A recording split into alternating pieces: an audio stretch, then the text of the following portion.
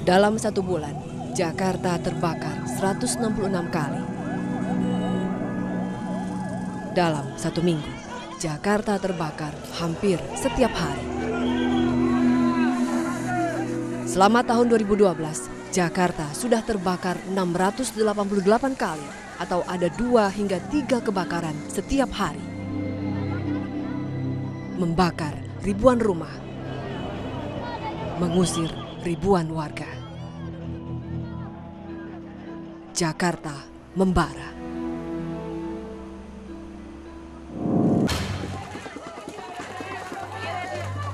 Kehilangan rumah, harta benda, barang berharga, bahkan kehilangan nyawa. Api menghanguskan semuanya hanya dalam hitungan jam. Kebakaran menjadi salah satu musibah yang paling memukul manusia, menyulap korbannya menjadi manusia yang tidak punya apa-apa. Data Litbang Kompas mencatat, selama tahun 2012 telah terjadi 688 kali kebakaran di Jakarta. Terbanyak Jakarta Timur 105 kali kebakaran. Api paling banyak melahap kawasan permukiman.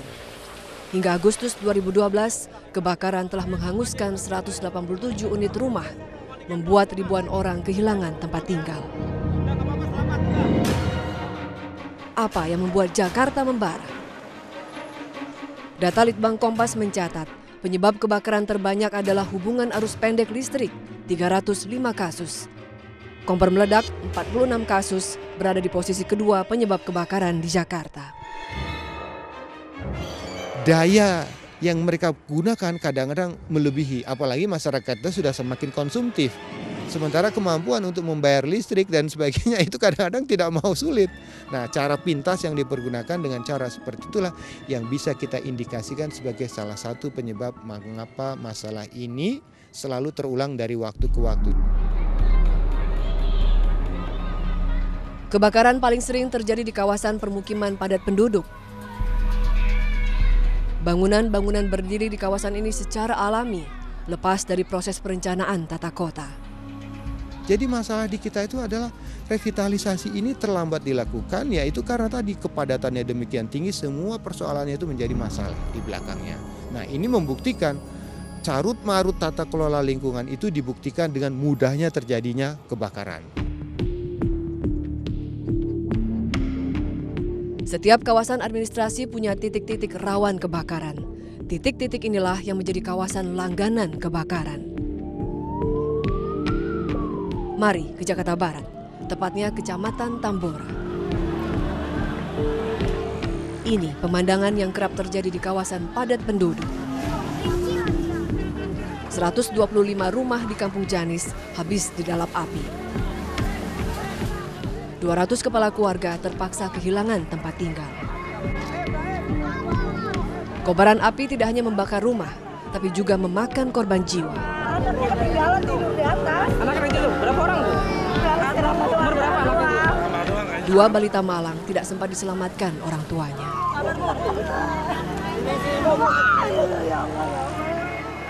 Hanya berselang 11 hari, dini hari Tambora kembali menyala. Tak ada korban jiwa, tapi 53 rumah warga habis dilalap api. Kecamatan Tambora, kawasan permukiman dengan penduduk terpadat di DKI Jakarta ini memang menjadi langganan amukan bara api. Tahun 2010 saja terjadi 29 kasus kebakaran di sini. Angka ini mengalami peningkatan di tahun 2011, 31 kasus kebakaran.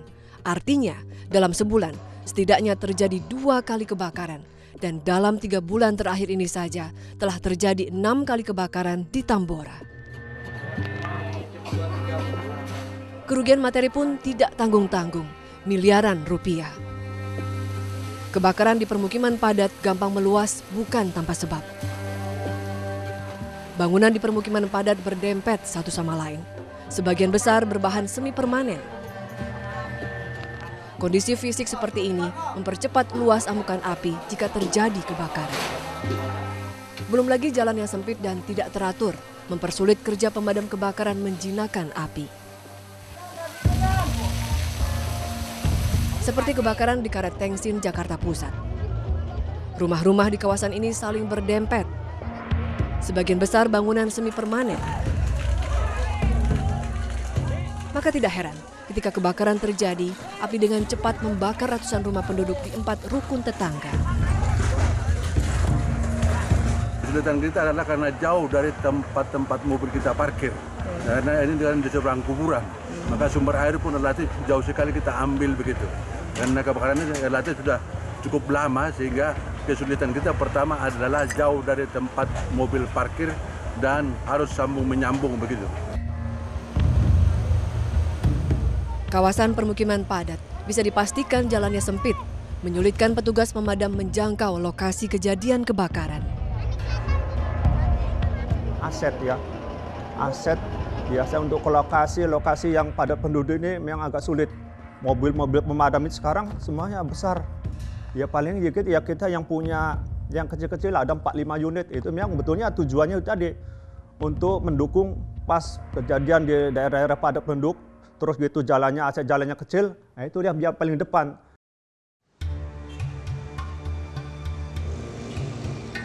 Sebuah kawasan tanpa perencanaan tata kota tumbuh menjadi permukiman padat penduduk. Tingkat kerapatan bangunan tinggi, lebar jalan tidak ideal, tidak dilengkapi fasilitas publik yang menjamin keamanan hunian. Musibah kebakaran berulang-ulang terjadi di kawasan seperti ini. Kerugian material banyak. Kerugian karena kehilangan anggota keluarga dalam peristiwa kebakaran memilukan. Lalu apa yang sudah dilakukan negara? Jadi kalau dia memang mau daerah tersebut itu sudah mengalami proses buntu untuk negosiasi, yang akhirnya tim kita yang diturunkan untuk melakukan eksekusi pembakaran.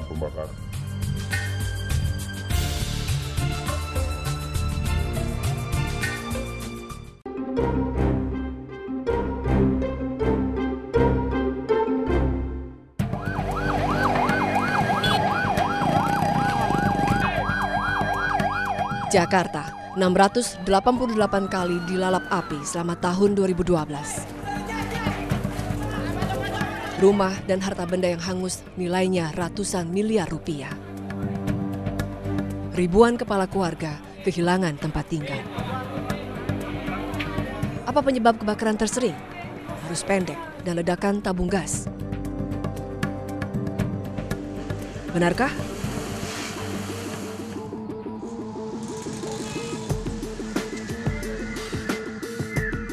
Tim Berkas Kompas menerima informasi ada indikasi lain penyebab kebakaran di Jakarta. Ada jasa pembakar. Orang yang menerima bayaran atas jasanya yang dengan sengaja membuat sejumlah kawasan luluh lantak dilalap api. Kami menemuinya. Dan inilah petikan wawancara eksklusif kami.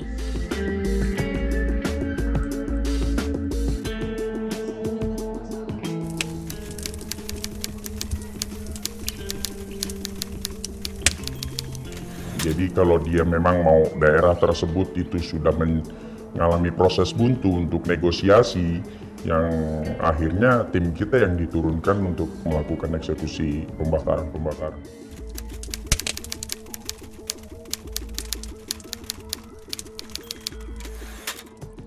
Nah biasanya titiknya di mana kita sudah tentukan, kita proses mapping. Setelah mapping baru kita melakukan penempatan bisa dari rumah kos, bisa dari kontrakan, atau kita bangun bedeng-bedeng ya kalau memang itu tanah garapan gitu. Ya prosesnya seperti itu, jadi tinggal tergantung luasan zona yang nanti kerjanya itu ya kita sudah menaruh di titik-titik tertentu itu untuk ya bahan-bahan yang mudah terbakar lah. Nanti ada satu tempat yang memang itu jadi sebuah tempat pengalihan. Pada saat orang fokus ke satu titik rumah kebakaran, itu biasanya masyarakat awam itu bilang api loncat. Padahal bukan, itu memang sudah skenario kita.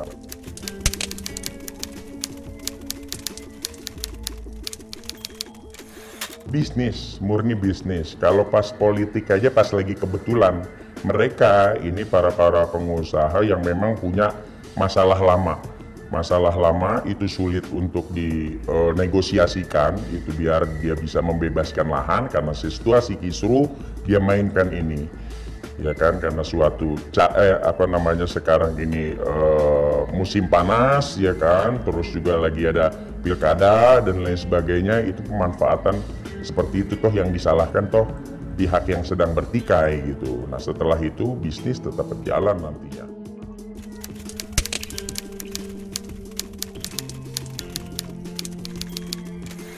Bukan hanya padat penduduk, kalau kita target daerah yang memiliki nilai ekonomis tinggi, ya, terus tanah tersebut juga tidak bertuan karena tanah garapan-garapan, pemilik itu banyak yang ngaku, ya kan, karena kita punya sertifikat belum tentu kita bisa sah kalau ada orang lain yang memiliki surat yang lebih tua dari itu. Nah mereka bertikai, mereka masukin kita gitu. Ya seperti itulah modus-modus yang terjadi saat ini.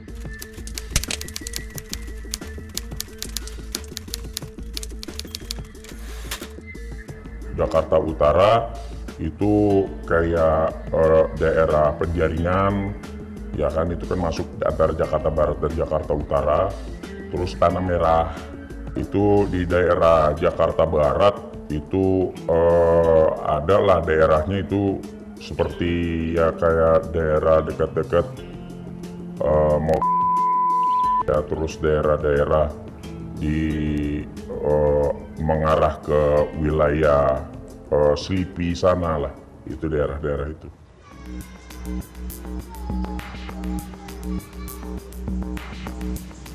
Rencana pembakaran daerah-daerah padat penduduk yang berpotensi menjadi kawasan niaga sudah dikantongi Sani. Dan untuk eksekusi tinggal menunggu perintah. Perintah sang pemangku kepentingan. Kepada masyarakat kami himbau jika memang mengetahui adanya pihak-pihak tertentu yang dengan sengaja ya mencoba untuk menimbulkan suatu peristiwa terjadinya kebakaran, itu jangan sungkan-sungkan untuk diinfokan kepada petugas kita.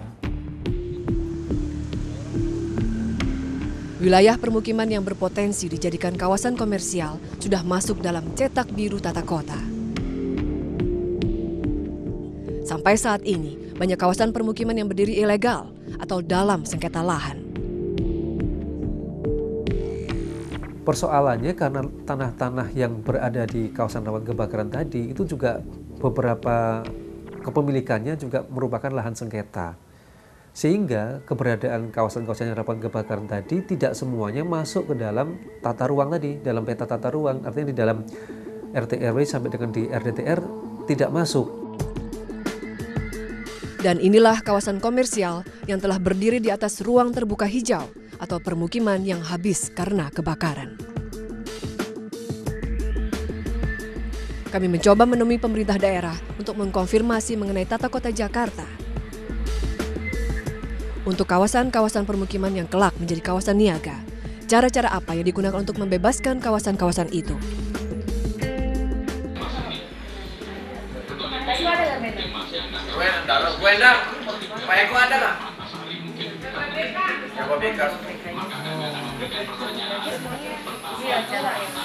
Namun, tidak ada yang bisa memberi kami jawaban.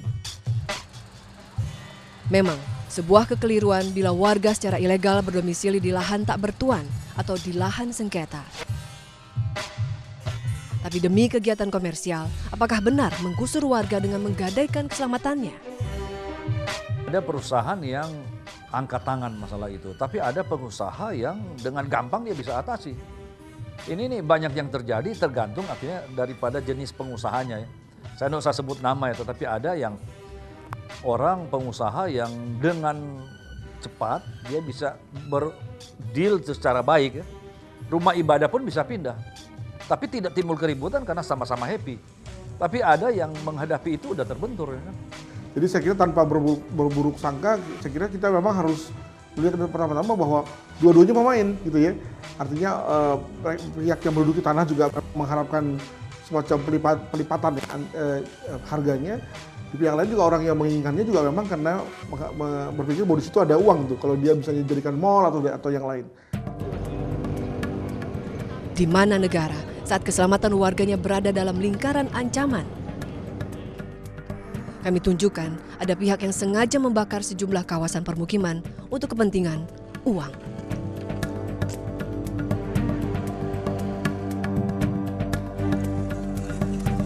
Memang benar itu ilegal, saya tahu ilegal, merugikan PLN.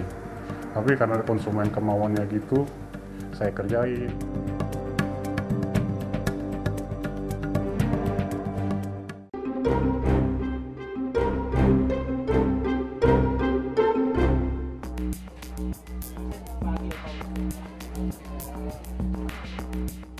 Hubungan arus pendek atau korsleting menjadi penyebab terbesar kebakaran. Lalu apa yang sudah dilakukan negara untuk fasilitas listrik yang aman? Kami tunjukkan bagaimana negara membiarkan praktik ilegal yang menyumbang buruknya kondisi listrik di permukiman warga.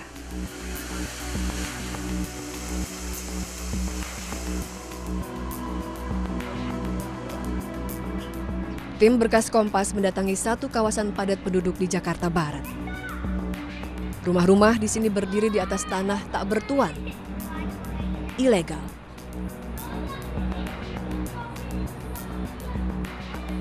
MJ misalnya.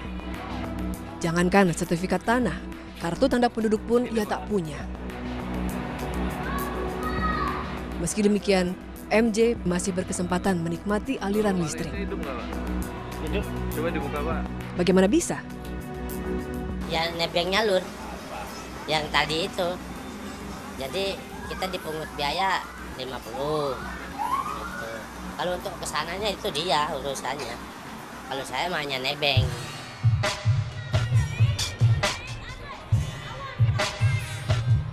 Begitu mudahnya memperoleh aliran listrik meski bangunan berstatus ilegal. Tapi lihatlah, listrik dialirkan ke rumah warga dengan kabel seadanya. Perusahaan listrik negara menyebutnya praktek ini sebagai pencurian listrik.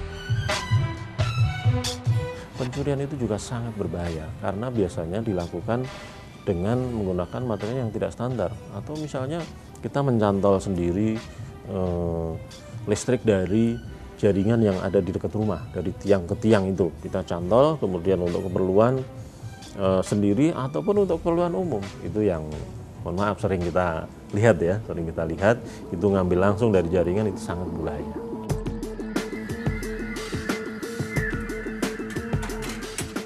Amir, 23 tahun menjadi penyuntik listrik.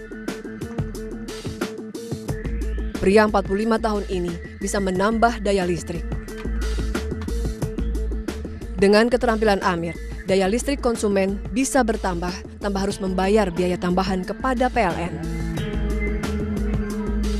Misalnya, konsumen menikmati daya listrik 1.300 voltase, tapi hanya membayar biaya penggunaan 900 voltase. Memang benar itu ilegal, saya tahu ilegal. Sebelumnya kan saya perjanjian sama konsumen, saya nggak mau ada efek sampingnya sama orang PLN. Tuh. Ya udah kata konsumen yang penting bisa dimurahin bulanannya. Yang pasti sih bisa untuk menghemat biaya listrik tiap bulannya, karena biasanya kan dayanya agak berkurang gitu. Kalau yang dari listrik langsung dari orang resminya tuh biasanya bayarnya itu kita agak mahal tiap bulannya. Amir juga memanfaatkan rumitnya pengajuan sambungan listrik baru di PLN. Konsumen udah cerita sama saya bisa ngurus sendiri, malah dibilang ngurus PLN dipersulit. Itu persulit, orang konsumen nggak mau, masalah ini lama, dipinta ini, persyaratannya sulit, katanya bilang itu sama orang PLN. Jadi orang konsumen itu, jadi saya dipanggil lebih cepat kalau sama saya. PLN secara berkala memang melakukan pengawasan, tapi nah sekalipun ada ketahuan, biasanya kita ya ngasih uang rokok aja kepada petugas yang meriksa itu. Praktik pencurian listrik menambah daya dan membuat sambungan listrik baru secara ilegal tentu merugikan negara. Tapi yang lebih parah lagi, praktik ini bisa menjadi pemicu kebakaran. Tolong meteran listrik yang merupakan milik PLN dititipkan di tempat pelanggan itu jangan dikotak-atik, karena dengan mengotak-atik meteran itu bisa menyebabkan pengaman yang sudah dipasang PLN itu tidak bekerja dengan semestinya, tidak bekerja dengan baik. Negara sebenarnya sudah mengatur dalam undang-undang tentang praktik pencurian listrik. Pelakunya bisa dipidana 5 tahun penjara dan denda 500 juta rupiah. Selain hubungan arus pendek, kompor menyebab kebakaran tersering kedua. Benaran itu gasnya keluar terus. Nah, airnya saya taruh di bak yang ada airnya. Tapi setelah itu masih keluar aja. Nah, istri kan minta tolong. Jadi pada datang tetangga, pas pada datang itu saya nggak tahu kejadiannya gimana, tahu-tahu api nyamber gitu.